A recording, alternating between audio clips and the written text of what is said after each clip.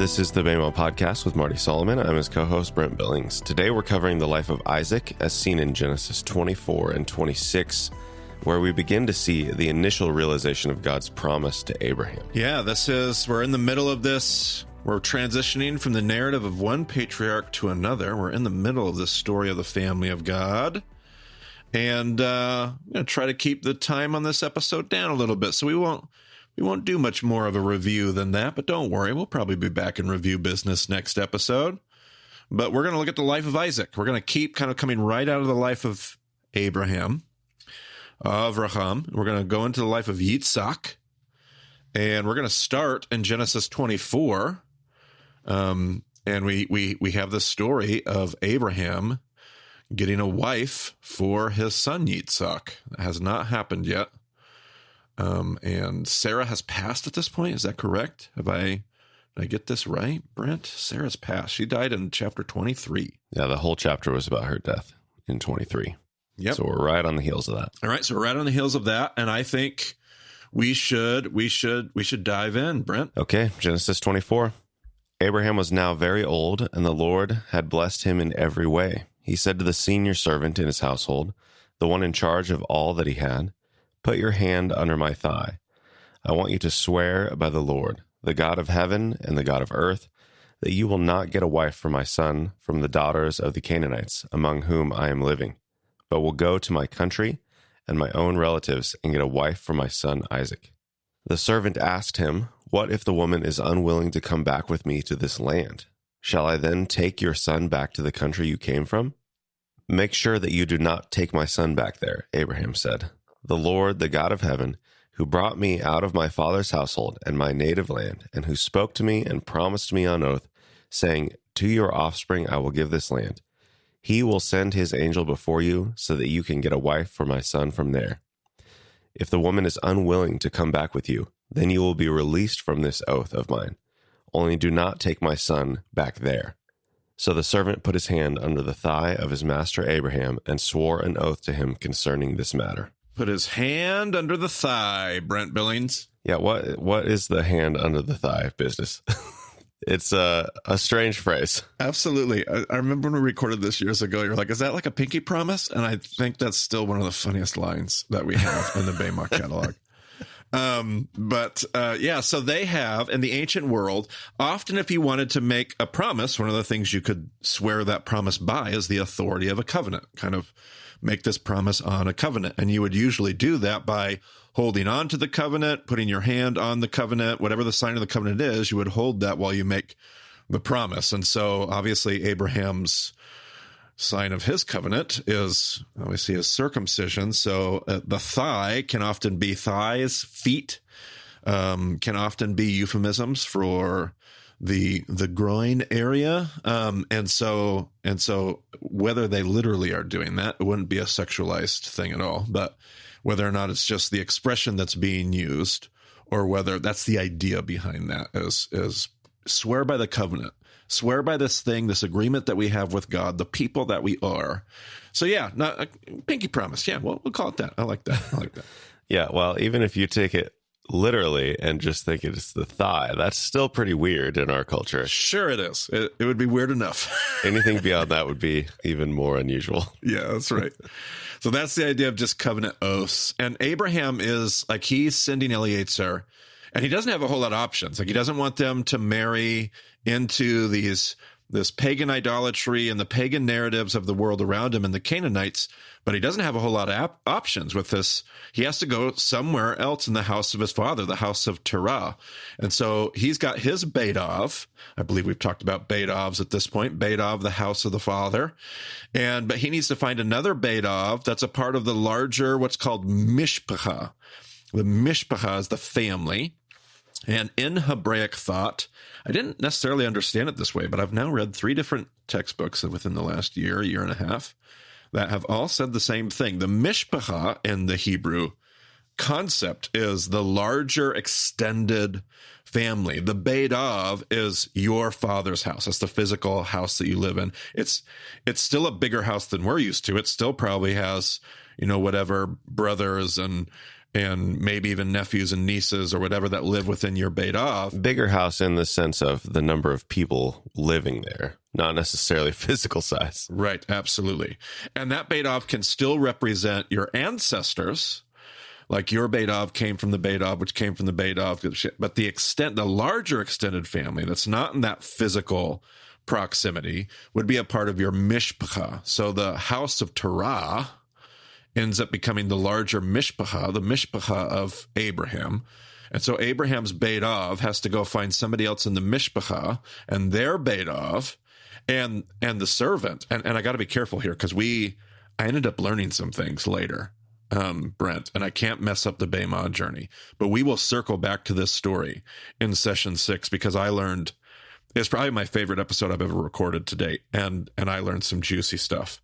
So we will end up coming back later in our journey to this story. But Abraham has this commitment. Eliezer's like, listen, this is a big ask. Like, what if this woman doesn't want to come leave her Beit Av? And what if she doesn't want to come leave that and come join your Beit Av? Can I just take Isaac to go be with them? And Abraham is like, absolutely not. There is a thing that God is doing with our Beit Av, with our family. There is a promise that we belong to, a calling. I'm so sure of this, Eliezer, that God is going to provide. He's going to go ahead of you. His angel's going to go ahead of you. He's going to provide what we need. I'm so sure of it that if God doesn't provide, you're free from your. And as I read it, Brent, I don't know if this is like just free of the bond that he has to this job, this task. I read it as he's free from servitude. Like, God doesn't do this. Listen, you just have your freedom. Don't even worry about coming back home. Like, I'm so sure that God is going to do this for us. Do not take my son back there. Is his role as a servant, like, is that unusual for him to be doing this for Abraham as a servant instead of another family member? Yeah, in some ways, he does have a unique role. Now, this wouldn't necessarily be typical of any old Beit Av, but Abraham's Beit Av, we've been told, is really large. Like, we had 318 people earlier in the Genesis story. We have a large estate. He came out of Egypt with a lot of wealth, we were told about. So when you get a Beit Av or an estate that is that large, you're definitely going to have like a chief servant. He's a head servant. And we even remember in Genesis 15, where Abraham refers to him multiple times in different stories. He refers to him as this chief servant, so much so that that's where his inheritance was going to go.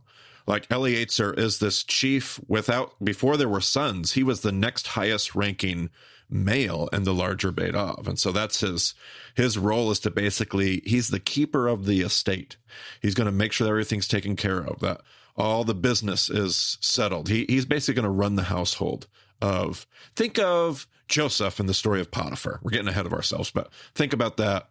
That's the same kind of role that Joseph would have had in the Potiphar household. That's what Eliezer is to Avraham.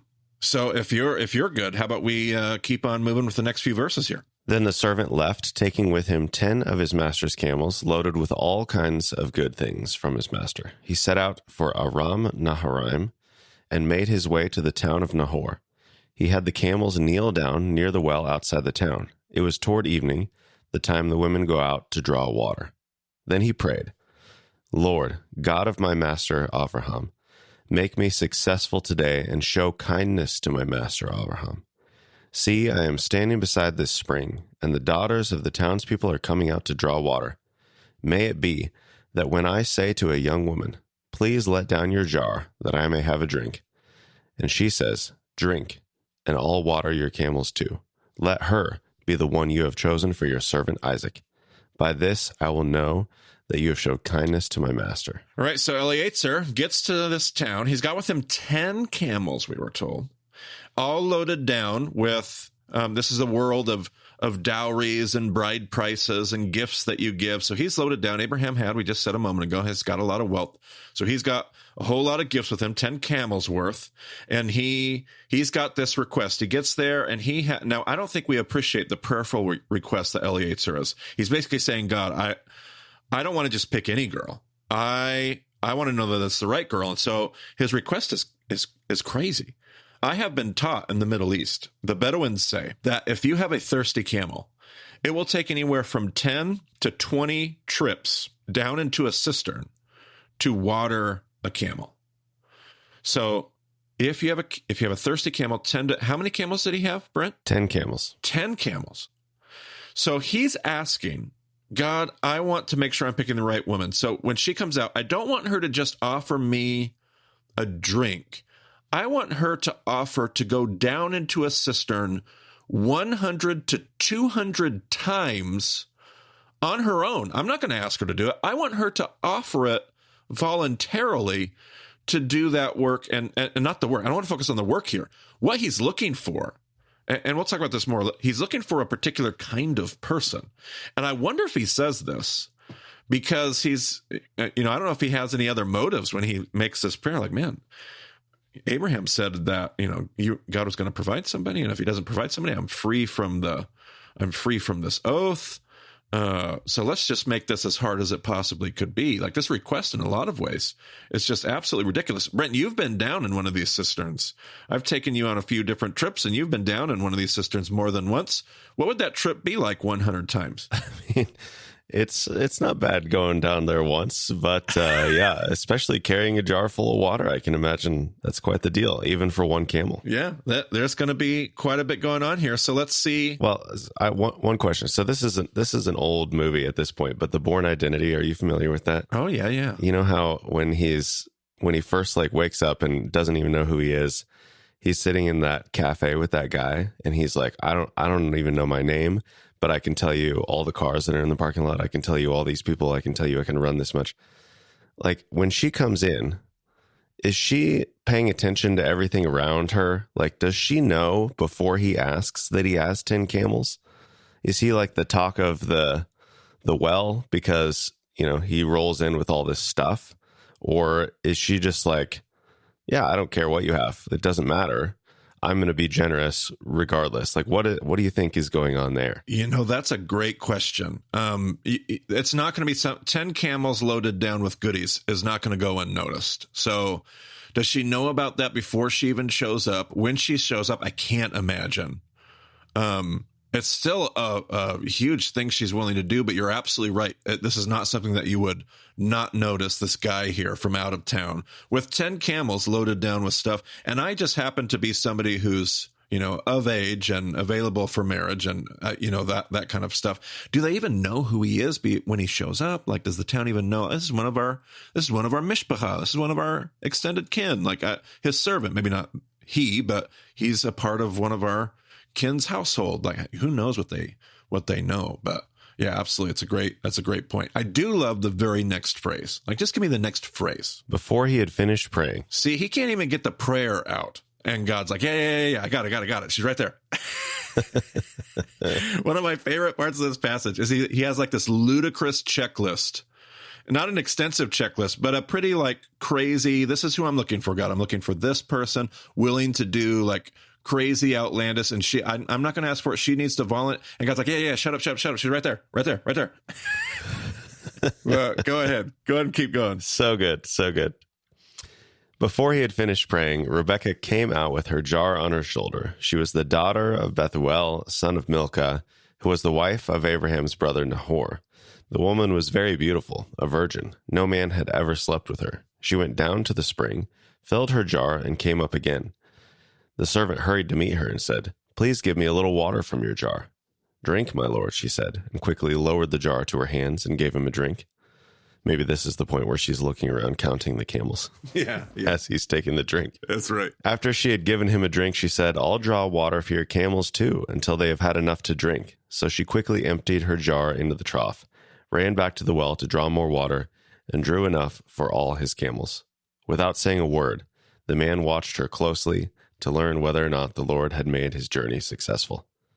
When the camels had finished drinking, the man took out a gold nose ring weighing a beka and 2 gold bracelets weighing 10 shekels. Then he asked, "Whose daughter are you? Please tell me, is there room in your father's house for us to spend the night?" She answered him, "I am the daughter of Bethuel, the son that Milcah bore to Nahor." And she added, "We have plenty of straw and fodder, as well as room for you to spend the night." Then the man bowed down and worshipped the Lord, saying, "Praise be to the Lord, the God of my master Abraham, who has not abandoned his kindness and faithfulness to my master.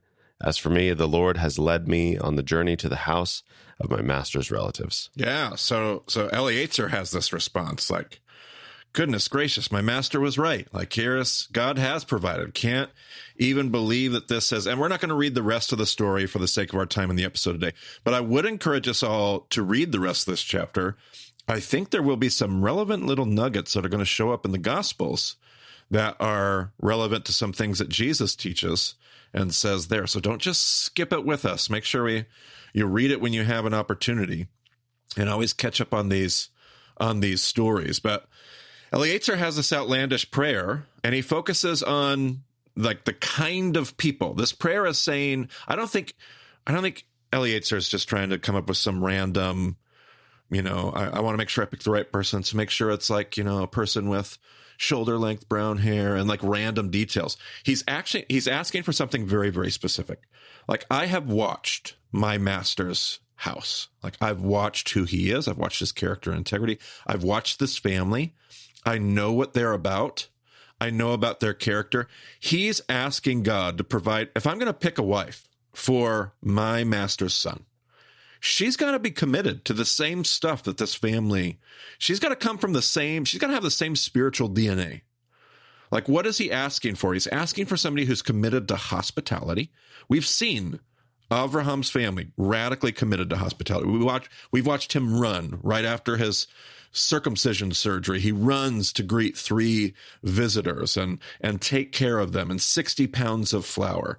He's asking for that same kind of hospitality, that same kind of care for the stranger and the outsider, somebody you don't know, somebody that you don't owe. You don't owe them anything. They don't, but they're somebody you don't know, and they're visiting, and they could be in need, and he's asking for this radical hospitality. And that's there. Like, it's a part of this larger family. It seems that even Abraham's father, Terah, that must have been a defining mark of who this family that Abraham comes out of. He got it from somewhere. It didn't just start from him. It's a part of this larger mishpacha.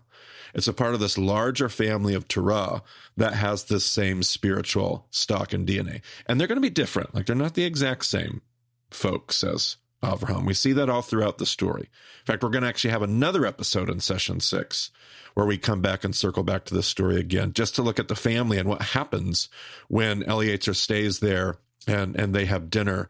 But the family shows the same kind of hospitality. Let me get fodder for your camels. Let me sit and eat and stay and dine and keep staying and keep dining and be with us, and the same kind of hospitality. And notice that of all the things he could have asked for, that's what he's asking for. Like, this is the defining characteristic of Abraham as Eleazar sees it. This is what the family is about, taking care of the outsider. And she doesn't have to go home and check. Like, she just knows, like, yeah, we're ready to be hospitable. Great point. Totally. 100%. And so that's what we see. That's what we see about Rivka and who she is.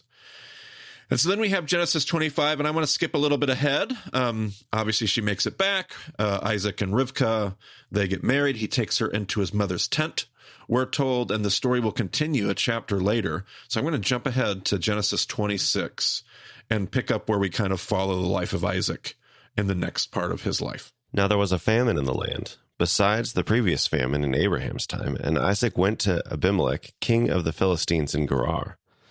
The Lord appeared to Isaac and said, "Do not go down to Egypt. Live in the land where I tell you to live.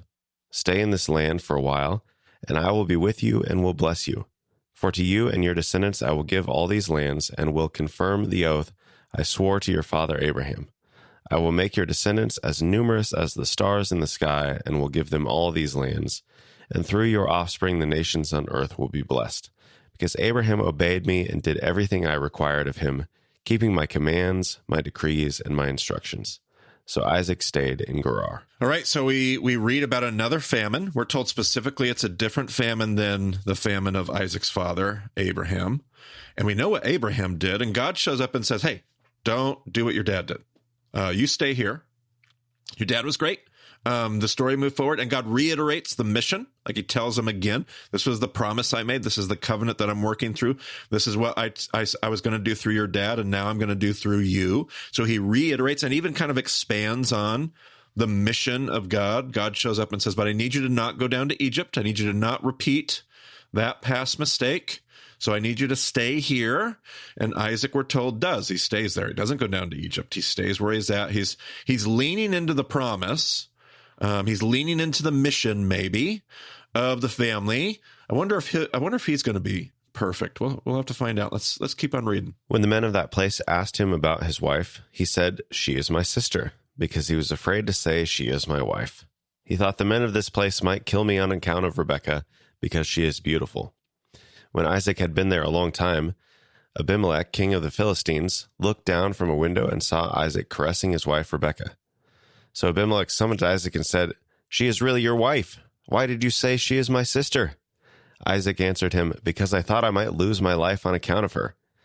Then Abimelech said, "What is this you have done to us? One of the men might well have slept with your wife, and you would have brought guilt upon us." So Abimelech gave orders to all the people, "Anyone who harms this man or his wife shall surely be put to death." And I'll just note, the pronunciation of that name is probably more like Avimelech. Yep, Avimelech. But I just was not confident enough as I started. Defaulted to the other way. So just a note in case you were wondering. Absolutely. Elle would say it confidently. Yeah, absolutely. So we have this, we have Isaac not doing what his dad did, but also doing what, Brent? Pretty much the exact same thing. Yeah. He didn't go down to Egypt, but he still did what his father did. He's the same as his father. He's also different. Yeah, his father didn't get caught caressing his wife. Yeah, absolutely. By the way, did that story happen once in Abraham's life? No, twice. Happens twice in Abraham's life. First time was where? Where was he? When he went down to Egypt. To Egypt and Pharaoh. Then the second time is with who? Oh, gosh.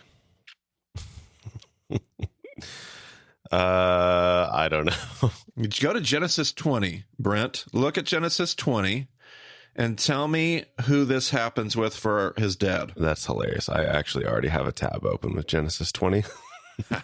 Apparently was looking for something else and had it sitting right in front of me. Yep. This whole time. Lived between Kadesh and Shur. For a while he stayed in Gerar, right where Isaac is now. Yep. Same place. And who's the king? Avimelech. So either it'd be very common for a son of the king or even a grandson of the king to have the same name, especially a name like Avimelech. That means my father is king. So if Avimelech's father was a king named Avimelech because his father was a king named Avimelech because, it could be different guys. I'm not trying to say it's the exact same guy. But we're likely working with the same family, if not even the same exact guy who's like, I know this family. I know their ways. They're going to keep telling me that these women are their sisters, but they're actually wives. This has happened to me before. Yeah, Genesis 20 says Avimelech, king of Gerar, and 26 says Avimelech, king of the Philistines in Gerar. Okay. So I wonder if that's like an indication that it's not the exact same person? Sure. I don't know. And it could easily be a descendant, and even maybe not even a literal descendant, but probably same group of people. They may know these stories. Isaac probably knows the story. Maybe he doesn't. Maybe Isaac never knew what happened with his dad. Who knows? But Isaac's story definitely seems to be mirroring his father. Which on one level, we're going to do some other stuff with that here in a moment. But on one level, I just like to pause and I just like to say, man, this is somewhat comforting that these patriarchs are a lot like you and me. Like, how many of us repeat the same sins of our parents, even when we don't want to, or even like, I'll never do that. I'll never be like my parents. And then we find it we find it in our own story. We find it in who we are. Like, it's baked into our own spiritual DNA. And the same's true for these biblical characters. They're not unusual. They're not unlike us. They are in a lot of ways just like us. And I take some solace in that. I hope our listeners do too. Isaac is like you and me. He repeats the sins of his parents. He also repeats some of the victories. He has some of the same obedience. He has some of the same faith that his dad have. But his story is starting to look like and mirror his father Abraham. So give me the next verse, Brent. Isaac planted crops in that land, and the same year reaped 100-fold because the Lord blessed him. All right, so there he is. He stays in the land and is blessed. We're told that there's a famine. God says, don't go down to Egypt. We're told that he doesn't. And then later, after the Avimelech story, we're told again that he stays. So the story really wants to make a point of the fact that he's not leaving. He's not putting his faith in Egypt. he's staying, and God ends up taking care of him, apparently in some pretty big ways. He stays, and he is blessed. Go ahead and keep going. The man became rich, and his wealth continued to grow until he became very wealthy. He had so many flocks and herds and servants that the Philistines envied him. So all the wells that his father's servants had dug in the time of his father Abraham, the Philistines stopped up, filling them with earth. Then Abimelech said to Isaac, "Move away from us. You have become too powerful for us." So Isaac moved away from there and encamped in the valley of Gerar, where he settled. Isaac reopened the wells that had been dug in the time of his father Abraham, which the Philistines had stopped up after Abraham died, and he gave them the same names his father had given them. Isaac's servants dug in the valley and discovered a well of fresh water there. But the herders of Gerar quarreled with those of Isaac and said, "The water is ours." So he named the well Esek, because they disputed with him. All right, so he stays in the land, and he's blessed in his harvest, and he's opening wells, because you got to have wells to survive and live in an area. But every time he opens wells, the locals come around, they're like, "Those are our wells." And he knows that, no, my dad opened these wells. These are my dad's wells. They say, "No, they're ours." And he just says, "Okay," and moves on to the next set of wells, and they say, "Those are our wells." And he moves on. And we're told that their herdsmen quarrel with Isaac's herdsmen. Have we heard that before, Brent? Yes. Where did we hear that? Is that Cain and Abel? Not quite, but I love you're thinking of two brothers in a field. Where were the next two brothers in a field? Abraham and Lot. Abraham and Lot, where he said, "You are my brother," but he really wasn't a brother, but he was a brother. And that whole story was all about the herdsmen quarreling with herdsmen. So that's an Abraham story. So this story is walking backwards through the life of his father. Isaac's story is going backwards and so you had Genesis 20 with Abimelech. Now we have Genesis 13 with the herdsmen quarreling. Let's read the next portion. How about Genesis 26:21 through 25-ish? Then they dug another well, but they quarreled over that one also. So he named it Sitnah. He moved on from there and dug another well, and no one quarreled over it. He named it Rehoboth, saying, "Now the Lord has given us room, and we will flourish in the land." From there he went up to Beersheba. That night the Lord appeared to him and said, "I am the God of your father Abraham. Do not be afraid, for I am with you. I will bless you and will increase the number of your descendants for the sake of my servant Abraham." Isaac built an altar there and called on the name of the Lord. There he pitched his tent, and there his servants dug a well. Have we heard of anybody else who went up to Beersheba, who built an altar and called on the name of the Lord and pitched their tent? Has that been something we've heard about before? That is Abraham, yes. That is absolutely Abraham language. We are literally walking back through the life of Abraham and Isaac's life, going right back through, which means the first thing we encounter in Abraham's story, outside of the marriage to Yiscah and Sarai, is this idea of the blessing. So we'll have to see if that would be what we would expect next, is the idea of blessing all nations. So give me the next little chunk here for our passage today, Brent. Meanwhile, Abimelech had come to him from Gerar with Ahuzath, his personal advisor, and Phicol, the commander of his forces. Isaac asked them, "Why have you come to me, since you were hostile to me and sent me away?" They answered, "We saw clearly that the Lord is with you. So we said, there ought to be a sworn agreement between us and you. Let us make a treaty with you, that you will do us no harm, just as we did not harm you, but always treated you well and sent you away peacefully. And now you are blessed by the Lord." Isaac then made a feast for them, and they ate and drank. All right, so now all these outsiders come out to meet with Isaac, and Isaac is like, "Hey, why are you coming to me? You told me to leave. You told me to go away. You told me you didn't want anything to do with me. I'm not trying to start anything. What's the issue?" And they say, No. We have seen that God is at work with you. What we have here is we have that blessing that we started Abraham's story with. The nations, all families of the earth, are being blessed through him. Isaac stays. He stays in the land. He stays committed to the work of Abraham, his father. And the mission is working. Like, the mission is being realized. We talked about Rivka being a person committed to hospitality, being a person who cares about the outsiders. In some way, you could say that Isaac is the outsider here, and yet he cares about others. He cares about the people that don't belong to his tribe. He opens up wells and then suffers injustice. Like, They come and they claim that the wells are theirs, but they're not. And Isaac doesn't fight back. He doesn't fight for his own rights. He submits and he blesses those that don't even deserve it. He dies to himself. This sounds a lot like stuff we're going to learn in the Christian Testament, the New Testament. He dies to himself. He lets himself be taken advantage of even. And the point of this lesson is not that we should become a doormat. That's not my point. That we should suffer at the hands of abuse. That's not at all my point. This is a missional choice that Isaac is making to stay in this land and to live in this land a particular way. This isn't Isaac letting himself be abused and be a doormat. This is Isaac saying, this is what it means to bless all nations and to be on mission with God. I'm going to choose to do this because of what it can do for my neighbors. I'm going to love my neighbor. I'm going to love even my enemies. Isaac does all these things that Jesus invites us to do. He lays his rights down. You want to take this from me? Isaac says, okay, that's fine, because my God is generous, so I'm going to be generous. My God is open-handed, so I'm going to be open-handed. And the result of this missional posture is that the outsiders come and they say, no, we see that God was with you. What a statement. At the beginning of the chapter it was, you got to get out of here. We don't want you here. You take all your stuff and you get out of town. By the end of the chapter, because of the way that he has lived, we see God, is what the outsiders say.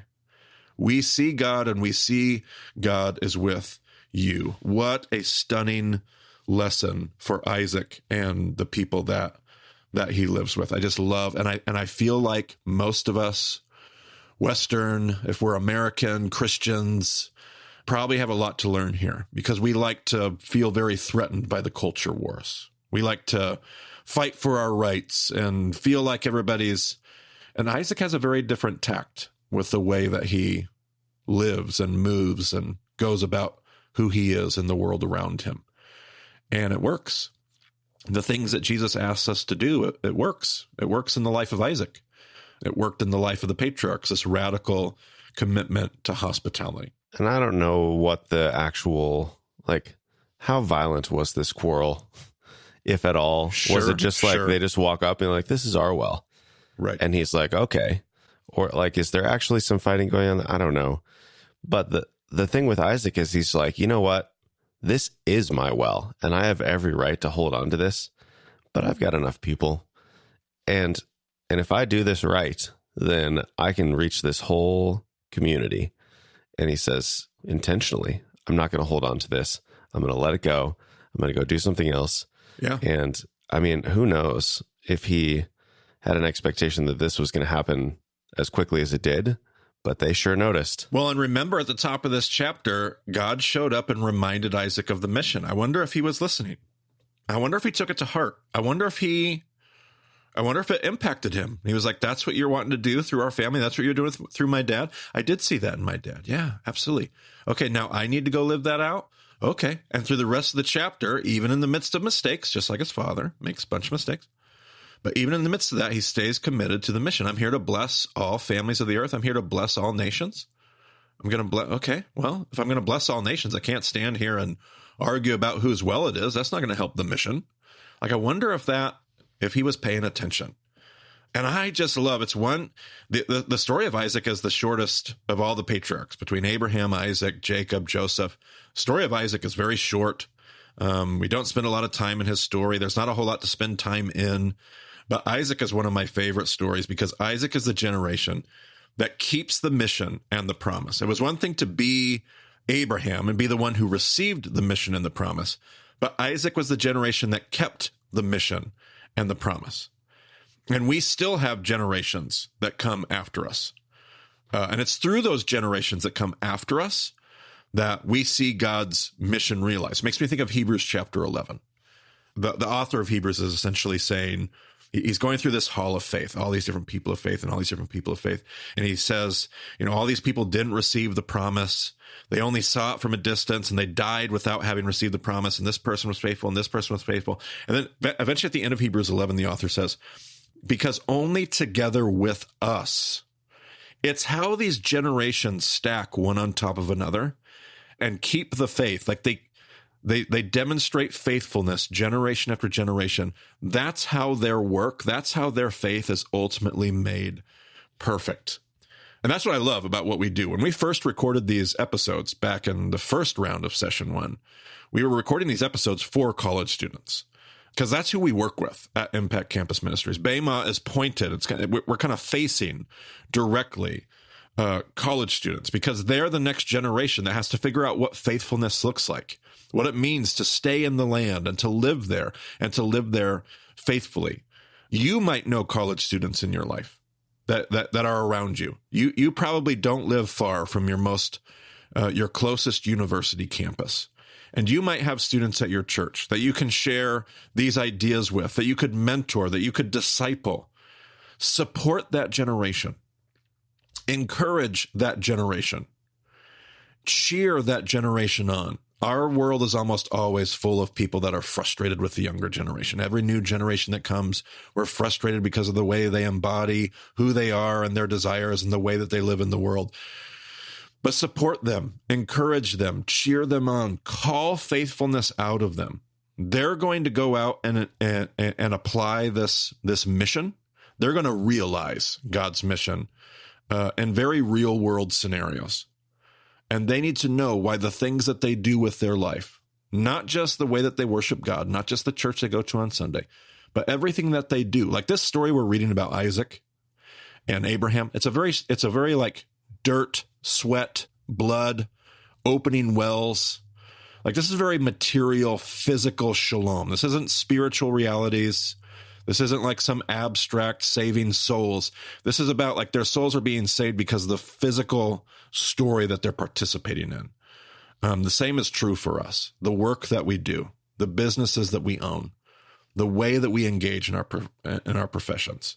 And here are these college students going out into a world trying hopefully to bring order to chaos, to bring shalom. And they're going to need our encouragement. So I would encourage you to look for those college students, look for that next generation, encourage them, disciple them, mentor them. And one of the things we haven't really chatted about a whole lot on this podcast yet is that what we do here, the resources we create at Bema, the work we do to try to work directly with college students, it's all funded by donations. We don't monetize what we do. We don't put advertisements in the podcast. It's just never how we've wanted to do it. We could. It's just so much better to keep this stuff clean and to keep it free and allow people to give as they feel inspired to give. And so we're one of those nonprofits that's run by donations. And if you have loved the Bema journey, if you grow to love the Bema journey, if you think this is a resource that's not just helpful, but needs to be put in the hands of young people and old alike so that we can be a part of figuring out who this God is and what this God is doing in the world, your support makes a big difference to us. We have a lot of listeners that support us at $10 a month. And there's so many people doing $10 a month that it's making a huge difference. If that's something that you could spare in your monthly budget, we'd just be very grateful and honored to have you on the team in that way. There's always a donate link in the show notes to every episode. And we won't do this all the time, but every now and then you'll hear us pop in here and just remind us that of the work we're trying to do and invite you to partner with us in that way. So thanks to all of you that already do. Yeah, seriously, thank you. It's changed my life. Like these lessons have meant so much to me, and they have a huge effect on how I conduct myself, how I learn, how I engage with my community. And I believed in it so much that I spent 3.5 years volunteering to do the podcast. And then everyone was generous and it became my job. And we're always looking for what God is doing next when he chooses to provide that through you. So thank you from me and thank you from our entire team. It's such a blessing. Absolutely. All right. You can find more details about the show at BamaDiscipleship.com. I don't think we had any particular links for this episode, but you can always check the show notes in your podcast app as well. You can use the contact page to get in touch with us.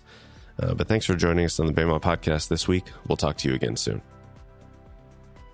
Hi, I'm Cameron, a Bama listener in Columbus, Ohio, and here's the prayer from episode 12's companion. Father God, may we be selfless like Rebecca, going far beyond what is required of us. even for the stranger.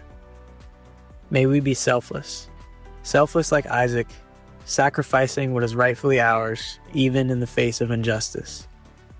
May we be faithful to your story, your mission, your calling, so others may be changed and souls may be saved because of the powerful, very real story we are participants in.